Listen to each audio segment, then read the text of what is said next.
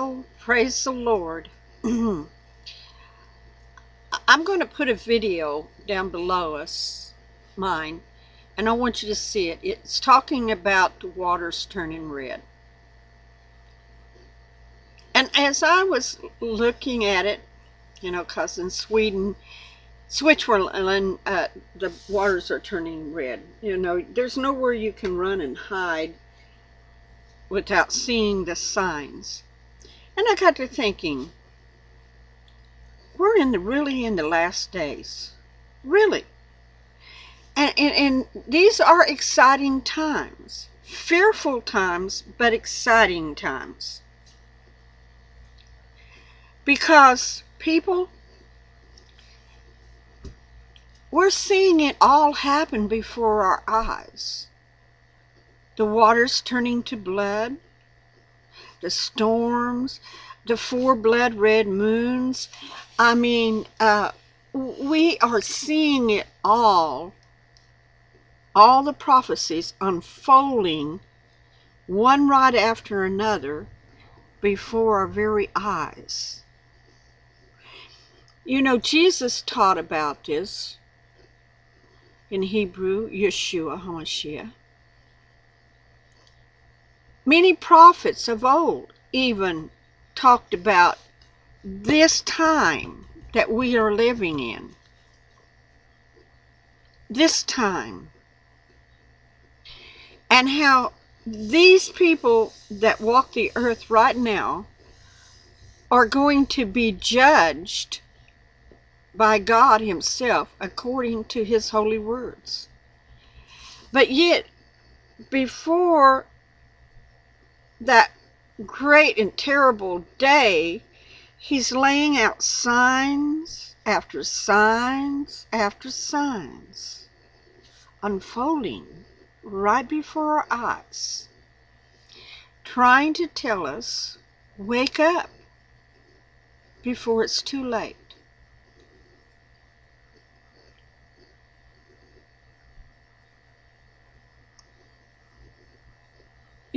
Too many people out there,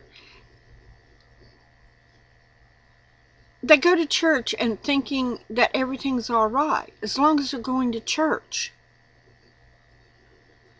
But the churches of nowadays are just man-made. They're not even spiritual. If you know what I'm saying, the preachers that are preaching behind the pulpit are not even spiritual, nor can they feed the people spiritual food that they need to survive on during these last days. It's sad. But that's prophesied too in the Bible.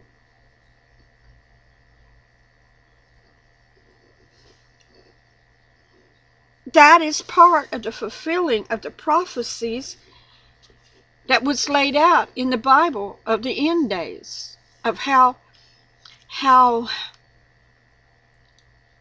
cold even the preachers, the shepherds of the church, have become cold, indifferent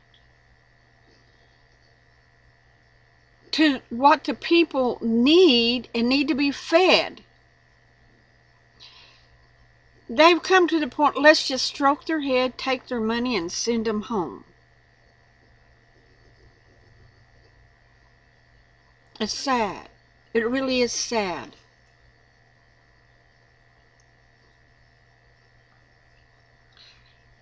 Families are totally split up. Yeah, I know some of you have seen the video that me and my husband made to his family, and it's sad. It's sad that people can turn on family members to the point that the other family members have to say, stop, knock it off. We're tired of it. If it has to be, we won't come around you. We won't associate with you any longer. We'll walk away. We want peace of mind and not all that arguing and fighting and carrying on all the time like the others do. And it's in all families. All families. it's going on. But it's prophesied in the Bible. It's nothing new. It's all prophesied in the Bible. When people should be pulling together in these last days and standing for Jesus Christ, they drift apart and get in their own little sections out there, and Satan nitpicks them, or tries to nitpick them. It's really sad. And yeah, I believe ISIS will come. They said they were. They're all hyped up about coming over here. And you know how they are, the terrorists. If they set their mind to do something, they'll try to do it. Don't mean that they'll succeed, but they'll try to do it. Although we Americans are not quite like those overseas, we will fight. So there will be a war over here if they get over here. Because we'll fight from our homes. We won't expect our soldiers just to go out there and fight for us. We will fight alongside our soldiers. There's a difference there. Every man, woman, and child that has a gun in their home will use it to survive. I mean, ISIS is... I've seen a deal on the news where they were literally taking crosses, you know, the cross that Jesus died on. They were taking crosses, nailing them together, and nailing people on them and putting them in the ground. Crucifying people again. Beheading people. It's all coming back. The Antichrist army is already on this earth, prepared to slaughter all Christians, all Hindus, all Muslims that won't come in and mix with them and become radical like they are. All religions, they will go after, just not the Christians, but they'll come after us first. But all religions they will go after, and they'll walk through, and like they told those Christians upon the mountain that are trying to get out of there, that either you convert to Islam or you die. It's already being said. That's a prophecy. That's what the Antichrist will say when he gets here, when the main leader gets there. That's just his army clearing a way for him. But when he gets here, he'll say, everybody in the world will have to convert to Islam and let it be the one world religion, or you will die. Convert or die. That's what Muhammad did. He'd ride into towns with all his army, and he was really a nice guy, wasn't he? Because he would ride in and he'd gather them all up and he says, this is your choice. You either convert or die. And sometimes there was a big slaughter because true Christians just don't convert. We won't give up our faith for a radical faith that's birth of Satan. We won't do it. So, but see, the pastors are so lukewarm in these churches. What they would say, oh, pretend, tell them you will, but don't do it in your heart. Keep it secret in your heart. Believe in Jesus Christ, and you tell them you're converting and do your 5 prayers a day. But when you're doing your 5 prayers a day in your heart, pray to Jesus Christ and the one and only Father, and you'll make it. No, that's a lie from hell. That's not going to work, because that's mixing manna and Christian. in the gospel. We can't mix the world with the Spirit of God. You either stand for the Spirit of God or you walk away and surrender yourself to the world. You may say, well, the other thing sounds really reasonable. It saved our life and we can still worship Jesus Christ. And no, what you have to do, you will have to deny Jesus Christ, deny God, deny your faith, confession by the mouth. And when you deny and say, I receive Islam into my heart and I will worship Allah, by confession of your mouth is what seals the fate of your heart. When you deny Jesus Christ and what he did for you and take on this new religion, Islam, and worshiping Allah, you by your own mouth has sealed your own fate, because you confessed, I no longer believe in Jesus Christ, don't want him in my life, and I will yield myself to Allah and Islam. And when you do that, you have sealed your fate, because mentally you've taken the mark of the beast on your brain.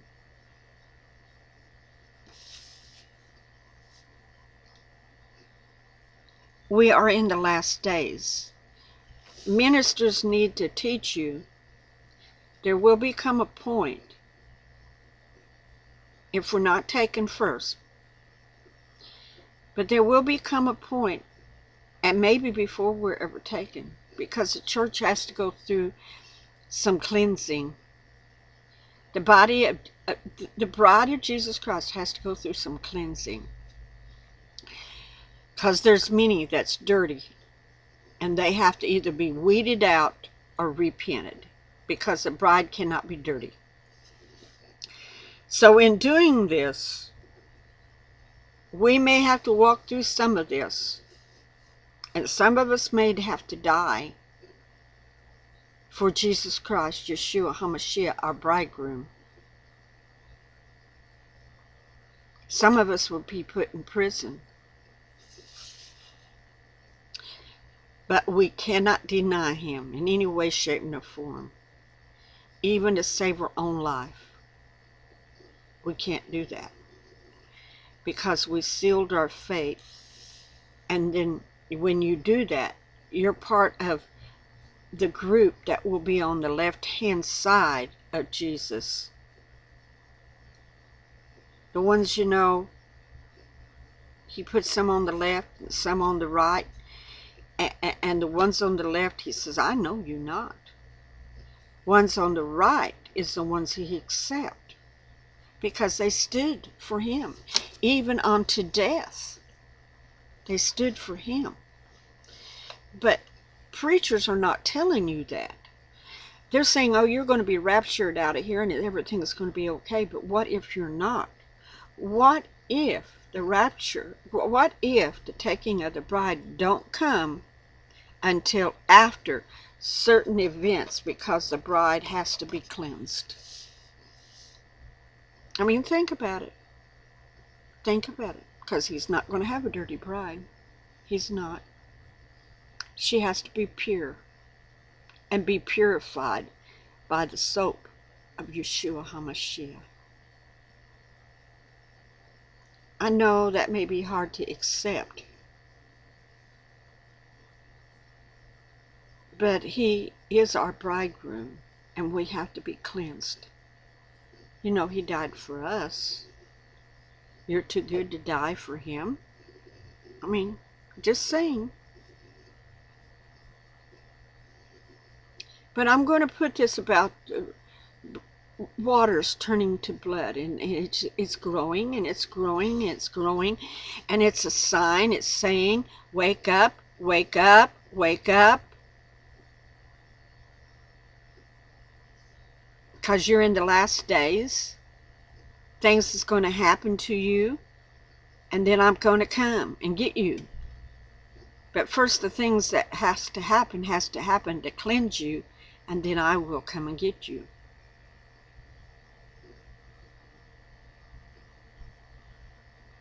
Just think about it, people.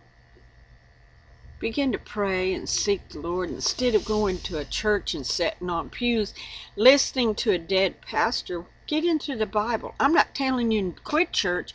I'm just saying you need to have your mindset right, knowing that you're going to a dead church, listening to a dead pastor, and take in what he's saying and take it to the Bible and search it out. Search it out. See if what he's saying lines up with the scriptures. And if it don't, maybe you need to go talk to him. Oh, I can't go talk to him. He's the pastor. Oh, yes, you can. He's supposed to be your shepherd and feeding you. So be a sheep and go up there and say, hey, I'm really hungry. I'm starving out here on what you're feeding me because it's not healthy. It's not healing. It's not wholesome. I want some food that will fill me and fill me up to the brim and that will heal my body and make me grow spiritually. Grow in a way I have never grown before. Yeah, you have a right to ask your pastor that. If he says no, and if he kind of gets into it with you, say, I love you, man, but I've got to go find somebody that'll feed me. This sheep is hungry, and I'm not getting the food I need. Just saying. You've got to grow. You got to grow. Spiritually. That's important in these last days. The waters are already turning red, blood red. The moons are already happening. One's already gone, one's coming soon. Wake up, people. Wake up. More things are coming. More. And some of these things are going to be devastating. So, bless you. Pray earnestly. Seek the will of the Father. And grow in the Spirit of Jesus Christ, Yeshua HaMashiach. Blessings, everyone.